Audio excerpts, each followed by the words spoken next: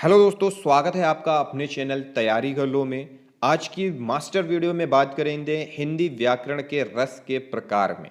तो दोस्तों यहाँ हम रस के प्रकार के बारे में चर्चा करेंगे। रस पर थोड़ी सी जो मास्टर वीडियो है वह देखेंगे। यह सभी परीक्षाओं के लिए बहुत ही महत्वपूर्ण है। दोस्तों अगर आपने इससे पहले की व्याकरण क्लास नहीं देखी है, व्याकरण सीरीज नहीं देखी है, तो वीडियो के डिस्क्रिप्शन या फिर चैनल के प्लेलिस्ट में जाकर आप व्याकरण से संबंधित प्लेलिस्ट को देख सकते हैं। इसके अलावा हिंदी साहित्य पर बहुत सारे वीडियोस हैं, आप उन्हें भी देख सकते हैं। रस के प्रकार, स्थायी भाव, रस और भाव पर चर्चा करेंगे। रस 9 प्रकार के होते हैं। वात्सल्य रस को 10वां एवं भक्ति रस को 11वां रस भी माना गया है। वात्सल्यता तथा भक्ति इनके स्थायी भाव हैं। भरत मुनि ने केवल रस के 8 प्रकार का वर्णन किया है, परंतु आज के समय में हमारे सिलेबस में 11 प्रकार के रसों का अध्ययन किया जाता है। रस के प्रकार स्थायी भाव सहित इस प्रकार हैं। रस के प्रकार निम्नलिखित है। क्रमांक, रस का प्रकार और उस रस का स्थायी भाव। पहला है श्रृंगार रस, रति है स्थायी भाव। दूसरा है हास्य रस, स्थायी भाव है हास। रौद्र रस का स्थायी भाव है क्रोध। करुण रस का स्थायी भाव है शोक। वीर रस का स्थायी भाव है उत्साह। अद्भुत रस का स्थायी भाव है आश्चर्य। विभत्स रस का स्थायी भाव है घृणा, जुगुप्सा। भयानक रस, इसका स्थायी भाव है भय। शांत रस, इसका स्थायी भाव है निर्वेद। वात्सल्य रस, इसका स्थायी भाव है वत्सल। भक्ति रस, इसका स्थायी भाव है भक्त देव रति। रस का शाब्दिक अर्थ होता है आनंद। काव्य को पढ़ते या सुनते समय जो आनंद की अनुभूति होती है, जो आनंद मिलता है, उसे रस कहते हैं। रस को काव्य की आत्मा माना जाता है। किसी भी काव्य को पढ़ने पे जो आनंद होता है उसे रस कहते हैं। कविता, कहानी या उपन्यास को पढ़ने से जिस आनंद की अनुभूति होती है उसे रस कहते हैं। रस काव्य की आत्मा है। आचार्य विश्वनाथ ने साहित्य दर्पण में काव्य की परिभाषा देते हुए लिखा है, वाक्यम रसात्मकम काव्यम, अर्थात रसात्मक वाक्य काव्य है।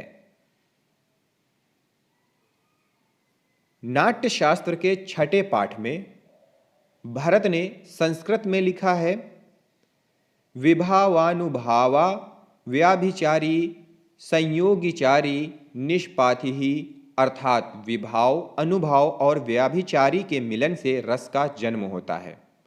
जिस प्रकार लोग स्वादिष्ट खाना जो कि मसाले, चावल और अन्य चीज़ों का बना हो, जिस रस का अनुभव कराते हैं और खुश होते हैं, उसी प्रकार स्थायी भाव और अन्य भावों का अनुभव करके वे लोग हर्ष और संतोष से भर जाते हैं। इस भाव को तब नाट्य रस कहा जाता है। कुछ लोगों की राय है कि रस और भाव की उठता उनके मिलन के साथ होती है, लेकिन यह बात सही नहीं है, क्योंकि रसों का जन्म भावों से होता है, परंतु भावों का जन्म रसों से नहीं होता है। इसी कारण के लिए भावों को रसों का मूल माना जाता है। जिस प्रकार मसाले, सब्जी और गुड़ के साथ स्वाद या रस बनाया जा सके, उसी प्रकार स्थायी भाव और अन्य भावों से रस बनाया जा सकता है। और ऐसा कोई स्थायी भाव नहीं है जो रस की वृद्धि नहीं करता, और इसी प्रकार स्थायी भाव, विभाव, अनुभाव और व्याभिचारी भावों से रस की वृद्धि होती है। रस के भाव। रसों के आधार भाव हैं। भाव मन के विकारों को कहते हैं। ये दो प्रकार के होते हैं, स्थायी भाव और संचारी भाव। यही काव्य के अंग कहलाते हैं। भाव दर्शक को अर्थ देता है। उसे भाव इसीलिए कहते हैं क्योंकि यह कविता का विषय शारीरिक क्रिया और मानसिक भावनाओं को दर्शकों तक पहुंचाता है।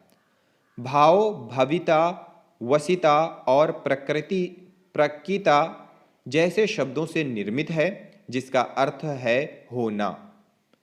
विभाव या निर्धारक तत्व। विभाव वजह या कारण या प्रेरणा होता है। उसे इसीलिए विभाव कहते हैं क्योंकि यह वचन, शरीर, इशारों और मानसिक भावनाओं का विवरण करते हैं। विभाव दो प्रकार का होता है। पहला है आलंबन विभाव या मौलिक निर्धारक। दूसरा है उद्दीपन विभाव या उत्तेजक निर्धारक। आलंबन विभाव यह भाव के निर्माण का मुख्य कारण होता है। जब भाव एक आदमी या वस्तु या कर्म की वजह से आकार लेता है, उसे आलंबन विभाव कहते हैं। उदाहरण के लिए, जब प्रिय मित्र को देखने के बाद आनंद मिलता है, उद्दीपन विभाव। जब किसी वस्तु भावना को उत्तेजित करता है, जब किसी वस्तु भावना को उत्तेजित करता है, जैसे गुण, कार्यवाही, सजावट, वातावरण आदि। अनुभाव जिसका उद्भव वाक्य और अंगाभिनय से होता है, उसे अनुभाव कहते हैं। यह विभाव का परिणामी है। यह एक व्यक्ति द्वारा महसूस अभिव्यक्ति भावनात्मक भावनाएं हैं। रस का स्थायी भाव।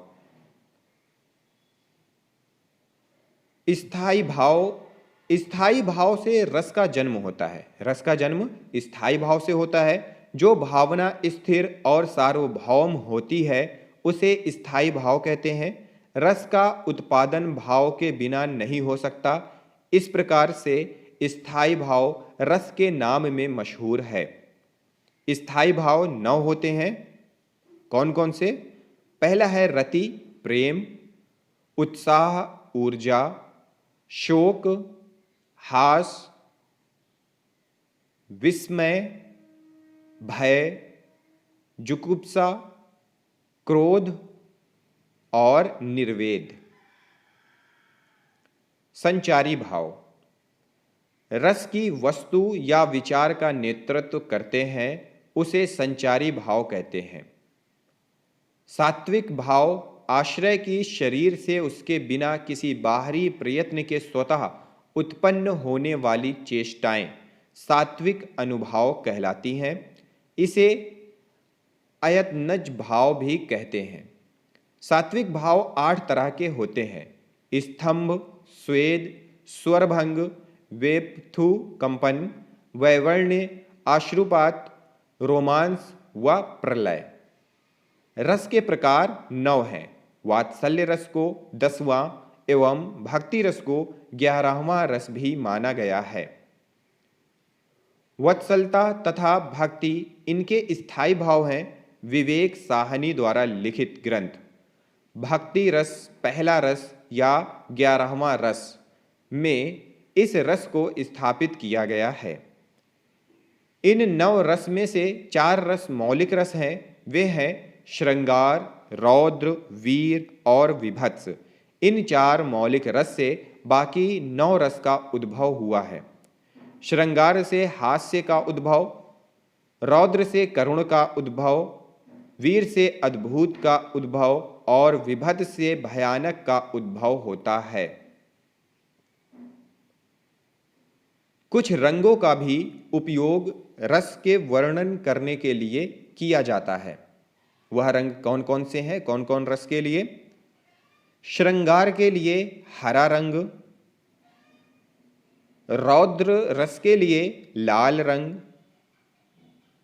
वीर रस के लिए सुनहरा पीला रंग, विभत्स रस के लिए नीला रंग, हास्य के लिए सफेद, करुण रस के लिए कोरा वस्त्र, भयानक रस के लिए काला और अद्भुत रस के लिए पीला रंग। रंग की तरह हर रस के लिए एक एक देवता भी होता है। तो कौन सा देवता कौन से रस के लिए होता है? पहला है श्रृंगार के लिए विष्णु, हास्य के लिए शिवगण, रौद्र के लिए रुद्र, करुण के लिए यम, वीर के लिए इंद्र, विभत्स के लिए महाकाल, भयानक के लिए कामदेव, अद्भुत के लिए ब्रह्मा। तो दोस्तों यह थे रस के प्रकार। हम अगली वीडियोस में ऐसे ही रस पर, जितने भी रस होते हैं हमारे 9 और 11, उन पर डिटेल में पढ़ने वाले हैं। तो पूरी वीडियो के साथ बने रहिएगा और रस की जो सीरीज़ है इसके साथ भी बने रहिएगा। तो मिलते हैं अगले वीडियो में अगले टॉपिक के साथ। इस वीडियो को देखने के लिए बहुत बहुत धन्यवाद।